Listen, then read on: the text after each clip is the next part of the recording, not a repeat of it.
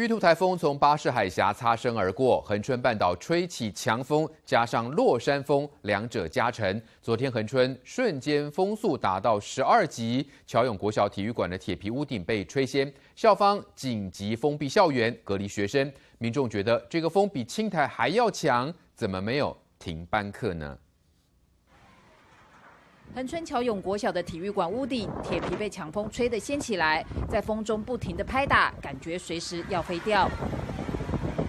光听风声就觉得很恐怖。还有一群车友骑车来到龙盘公园，也遭遇到强风，被吹得东倒西歪，赶紧停车躲到路边的斜坡底下，双手紧抓着单车，车子还是会被吹得飞起来，相当狼狈。这是1号白天恒春半岛的景象，民众都以为是在刮台风。 我骑倒摆吼，两只脚吼爱放伫差不多涂骹遐拖，唔敢把脚立起来。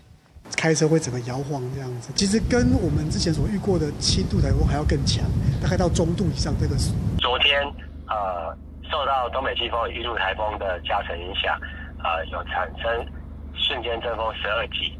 昨天有飞下去，有掉一片下来，掉一片了。2号上午重回侨永国小，从制高点看过去，体育馆上头的铁皮有一大片被掀起，坚硬的铁皮在强风中宛如白纸，轻易的被折叠起来。最可怕的是，旁边就是民宅住家，万一铁皮吹飞砸到民宅，后果不堪设想。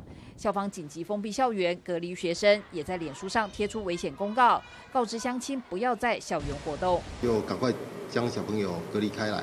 气象站资料显示，1号从上午9点开始到下午2点，恒春半岛瞬间阵风达到12级，是今年以来最高阵风，威胁只比青台。因此有民众质疑，兰屿都停班课，恒春为何还要上班？依照恒春这种规定上面来讲的话，大概1年就要放个几十天以上了，可能会造成很大的困扰了。 落山风全台闻名，这次又有玉兔助威，吓坏当地民众，也让游客体验到落山风的震撼教育。民视新闻洪明生屏东报道。